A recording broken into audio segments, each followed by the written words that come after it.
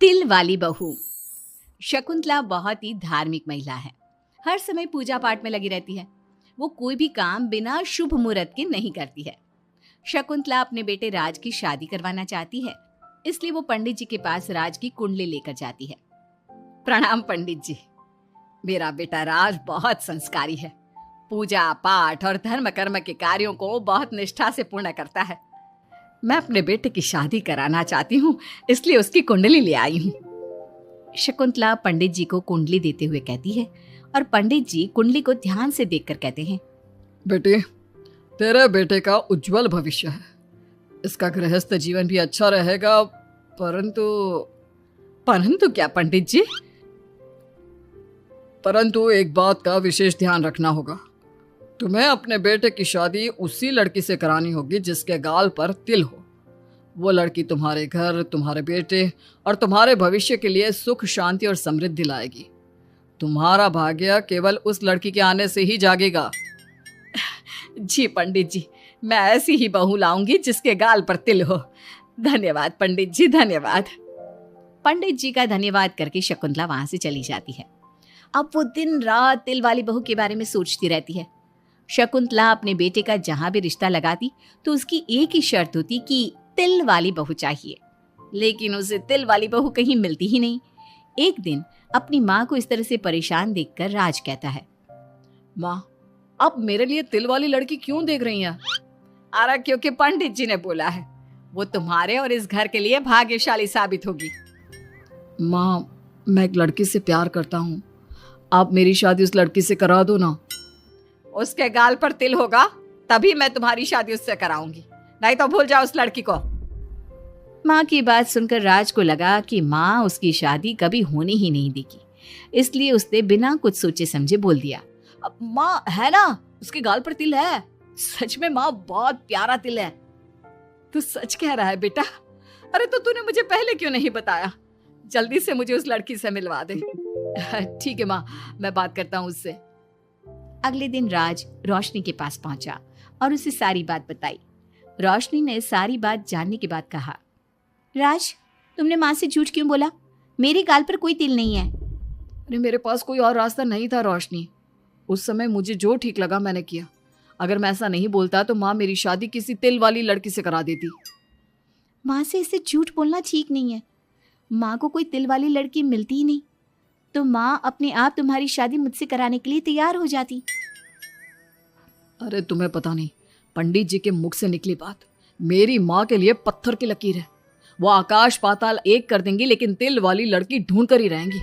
जो भी हो राज, लेकिन माँ को जब कभी सच्चाई का पता चलेगा तो उन्हें बहुत दुख होगा, और मेरे गाल पर तो तिल है ही नहीं। अब मैं माँ से कैसे मिलूंगी? तुम अपने गाल पर काजल से एक तिल बना लो ना, बाकी मैं संभाल लूंगा। अगले दिन रोशनी ने ऐसा ही किया। उसने काजल से गाल पर एक तिल बना लिया। इसके बाद राज ने रोशनी को अपनी माँ से मिलवाया, और जब शकुंतला ने रोशनी को ध्यान से देखा तो उसके गाल का तिल देखकर बहुत खुश हो गई और दोनों का रिश्ता पक्का कर दिया। कुछ ही दिनों में शकुंतला ने राज और रोशनी की शादी बहुत धूमधाम से करा दी।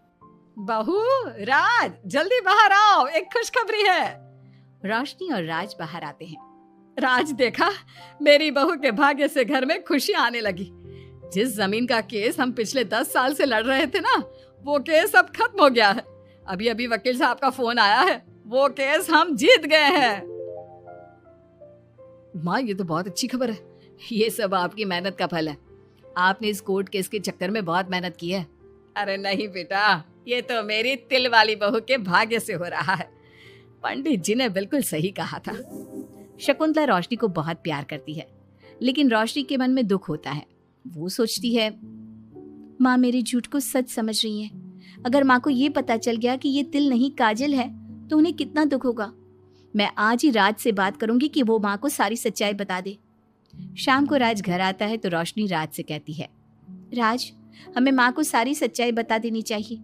घर में कुछ भी अच्छा होता है तो माँ को लगता है कि सब मेरे गाल के तिल की वजह से हो रहा है। तुम्हारे गाल की तिल की वजह से कुछ नहीं हो रहा, लेकिन हाँ, तुम्हारी वजह से हो रहा है। तुम इस घर में लक्ष्मी का रूप लेकर आई हो। सब बात ठीक है राज, लेकिन मैं माँ से और झूठ नहीं बोल सकती। मैं कल ही उन्हें सब कुछ सच सच बता दूंगी। नहीं रोशनी, अभी हम कुछ नहीं बता सकते। अभी हमारी शादी को ज्यादा दिन भी नहीं हुए। तुम माँ के दिल में अपने लिए थोड़ी और जगह बना लो, उसके बाद में पक्का मैं ही माँ को सब कुछ बता दूंगा। इस तरह से दिन गुजरने लगते हैं और शकुंतला के घर में खुशियों का आना लगा रहता है। शकुंतला अपनी बहू से बहुत प्यार करने लगी थी। एक दिन शकुंतला रोशनी के कमरे में गई। बहू, ओ बहू, कहाँ है तू? माँ मैं बाथरूम में हूँ, नहा रही हूँ। अरे देख तो मैं तेरे लिए क्या लाई हूँ, जल्दी बाहर आ। अब मैं क्या करूँ, मेरे पास तो काजल भी नहीं है, अब चेहरे पर क्या लगाऊं? राज तुमने अच्छा फंसाया मुझे। माँ आप अपने कमरे में जाइए, मुझे नहाने में थोड़ा टाइम लगेगा, मैं खुद आपके कमरे में आ जाऊंगी। नहीं बहू, तू जल्दी से निकल कर आ, मैं यहीं बैठी हूँ तेरे कमरे में। जब रोशनी को इस बात का एहसास हो गया कि उसकी सास कमरे से नहीं जाएगी, तो उसने अपने गीले बाल एक तरफ कर लिए और बालों से अपना आधा चेहरा छुपाकर बाहर आई। बहू नहा ली तुम? देखो मैं तुम्हारे लिए नई साड़ी और गहने लाई हूँ। आज शाम को बहुत मेहमान आ रहे हैं, मैं तुम्हें सबसे मिलवाऊंगी। मेहमान किस लिए आ रहे हैं माँ? अरे तुम्हें राज ने बताया नहीं बहू, हमारी कंपनी इस साल नंबर 1 की पोजीशन पर पहुंच गई है और ये सब तेरी वजह से हुआ है। चलो मैं चलती हूँ, मुझे शाम की बहुत सारी तैयारी भी तो करनी है।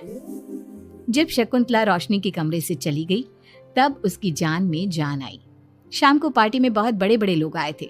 शकुंतला ने अपनी बहू को सबसे मिलवाया और उसकी खूब तारीफ की। पार्टी में सब लोग शकुंतला के सक्सेस का राज पूछ रहे थे, तो शकुंतला अपनी बहू और उसके दिल की तारीफ कर रही थी। एक दिन शकुंतला अपने बहू बेटे के साथ घूमने गई। आज हम घूमने आए हैं तो देखो मौसम भी कितना प्यारा हो गया है, लगता है बारिश आने वाली है। शकुंतला के इतना कहते ही जोरों की बारिश शुरू हो गई।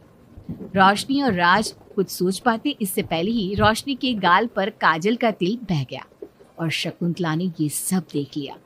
अब शकुंतला के गुस्से की कोई हद ना रही। तूने मुझसे झूठ बोला, तेरी इतनी हिम्मत? कल वही मैंने तुझे इतना प्यार किया, तुझे अपने बेटे से ज्यादा ममता दी और तूने मेरे साथ विश्वासघात किया। मैं तुझे कभी माफ नहीं करूंगी। माँ इसमें रोशनी की कोई गलती नहीं है, मैंने ही कहा था इसे ऐसा करने के लिए। रोशनी ने कई बार आपको सच्चाई बताने की कोशिश की लेकिन मैंने हर बार उसे रोक दिया। क्या तूने कहा था? क्यों किया तूने ऐसा? कितना बुरा दिन था वो जब मैंने तुम दोनों की शादी करवाई और तुझे शर्म नहीं आई अपनी माँ को धोखा देते हुए? तो माँ मैं और क्या करता, अब तो पीछे ही पड़ गई थी तिल वाली बहू के। आपको कोई लड़की भी तो नहीं मिल रही थी और मैं रोशनी को बहुत प्यार करता हूँ, उसके बिना नहीं रह सकता। हाँ तो अब इसी के पास रहे, मैं तुम दोनों की शक्ल नहीं देखना चाहती। ले जा इस झूठी और मनहूस लड़की को मेरे सामने से। माँ कल तक तो रोशनी बहुत भाग्यवान थी, आज ये मनहूस हो गई। अपनी सोच बदलो माँ, चेहरे के ऊपर तिल होने से कुछ नहीं होता। आपने देखा नहीं, रोशनी के घर आते ही हमारे सारे काम पूरे हो गए। आज हमारी कंपनी नंबर 1 है। अब कब अंधविश्वास करना छोड़ोगी? बेटे की इतना समझाने पर माँ को समझ में आ जाता है कि वो गलती कर रही है। शकुंतला अपने बहू बेटे को लेकर घर आ जाती है। अगले दिन शकुंतला रोशनी के गाल पर काजल से एक तिल बना देती है। राज और रोशनी शकुंतला को बहुत हैरानी से देखते हैं। तब वो कहती है, ऐसे क्या देख रहे हो तुम दोनों? ये तिल नहीं, काला टीका है, ताकि मेरी बहू को किसी की नजर ना लगे। शकुंतला की बात सुनकर सब हंसने लगते हैं।